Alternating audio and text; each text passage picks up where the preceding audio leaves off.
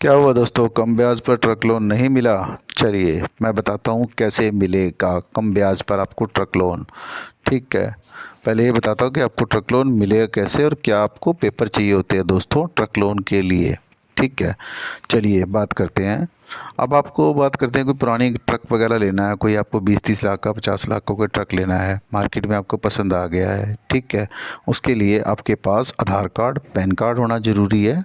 ठीक है, और आपके पास 3 फोटोग्राफ्स और आपके पास एक बैंक खाता होना ज़रूरी है, और कम से कम 5 से 6 चेक आपके पास होने बहुत ज़रूरी है दोस्तों। ठीक है, बाद में एक दो ज़रूरत पड़ती है तो वो भी ले सकते हैं, बैंक बुक वगैरह ख़त्म हो तो बैंक से अप्लाई हो जाएगी। ठीक है, इसके अलावा आपकी वाइफ के आधार कार्ड पैन कार्ड फ़ोटोग्राफ्स, एक फ़ोटो। ठीक है, और अगर वो रिटर्न भरते हैं तो उनकी भी रिटर्न, और आप अगर रिटर्न भरते हैं तो आपकी भी रिटर्न चाहिएगी साथ में, इनकम टैक्स रिटर्न।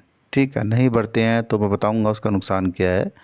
ठीक है, फ़िलहाल सिर्फ आपको डॉक्यूमेंट बता रहा हूँ। आपके डॉक्यूमेंट बता दिए, वाइफ के डॉक्यूमेंट बता दिए, और आपको एक गारंटर चाहिए होता है जिसके पास एक ट्रक वगैरह हो, चाहे पुराना हो। ठीक है, और उसका आधार कार्ड पैन कार्ड और ट्रक की आरसी की कॉपी। ठीक है, और अगर आपके पास कोई ट्रक वाला गारंटर नहीं मिल रहा है तो बिजली का बिल वाला गारंटर भी चल सकता है, जिसके नाम से बिजली का बिल आता हो दोस्तों, वो भी आपकी गारंटी डाल सकता है पुरानी गाड़ी में। ठीक है, ये तो मैंने आपको बता दिया कि आपके डॉक्यूमेंट क्या लगेंगे, वाइफ के डॉक्यूमेंट क्या लगेंगे, गारंटर के डॉक्यूमेंट क्या लगेंगे दोस्तों। अब बात आती है कि गाड़ी के पेपर आपको क्या चाहिए होते हैं जब आप ट्रक वगैरह किसी आगे पर्सन से लेते हो, जिससे भी आपने वो गाड़ी खरीदनी है। ठीक है, अमूमन देसी भाषा में कहिए तो किसी से ट्रक लेना आपको आगे, तो क्या पेपर चाहिए गाड़ी का, अब मैं आपको वो बताता हूँ दोस्तों। सबसे पहले आपको ट्रक वगैरह जो आप ले रहे हो उसकी आरसी देखनी है, आरसी लेनी है आपको उसकी पहले। ठीक है, पेपर तो आपको सारे लेने हैं, आरसी लेनी है उससे, टैक्स परमिट पासिंग। ठीक है, कब तक है ट्रक गाड़ी, सबके डॉक्यूमेंट लेने हैं टोटल, ट्रक के जो भी पेपर होते हैं। ठीक है, इंश्योरेंस वगैरह। अब बात आती है कि आपको ये चेक करना है उसमें पुराना कोई लोन तो नहीं है, अच्छे से चेक करना है। ठीक है, लोन है तो उसको पहले क्लियर करा के देगा वो पर्सन आपको। ठीक है, अगर लोन नहीं है तब आप गाड़ी सीधा ले सकते हो, अपने नाम से अप्लाई करवा सकते हो लोन। ठीक है, इस झंझट झमेले से बचने के लिए थोड़ी नॉलेज होना बहुत ज़रूरी है। आज की डेट में लोग डॉक्यूमेंट के साथ बहुत ज़्यादा हेर फेर कर रहे हैं दोस्तों। ठीक है, इसलिए मार्केट में थोड़ा अवेयर रहे, इस चीज़ का ध्यान रखें, कोई आपको कोई गलत नॉलेज ना दे दे।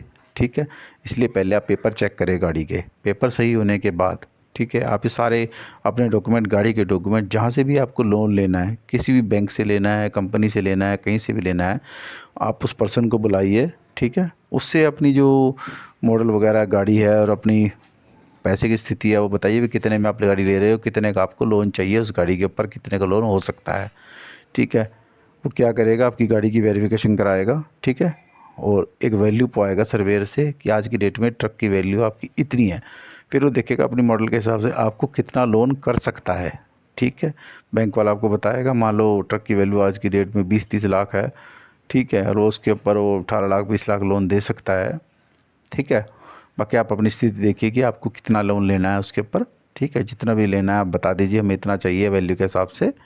ठीक है, उतना वो कर देंगे। अब बात आती है समस्या सबसे बड़ी, कि आपका लोन तो पता लग गया आपको कि लोन कितना लेना है, लेकिन आपको ये नहीं बताता कि वो ब्याज कितना लगना है दोस्तों।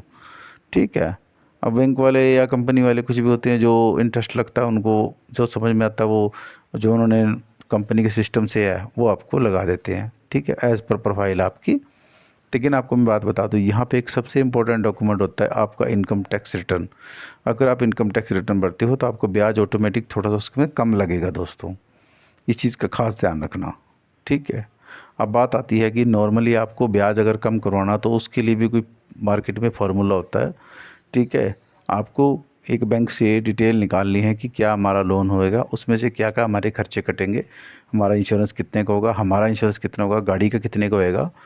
ठीक है, और खर्चा क्या क्या लगेगा, फाइल खर्चा क्या होगा हमारा बीच में, जितने भी आपके टैक्स पासिंग, जितने भी उसके अंदर खर्चे हैं, लोन के लोन से जुड़े जितने भी खर्चे हैं, आपको सारी डिटेल निकालनी है पहले। ठीक है, कि आपको उसमें से क्या मिलने वाला है।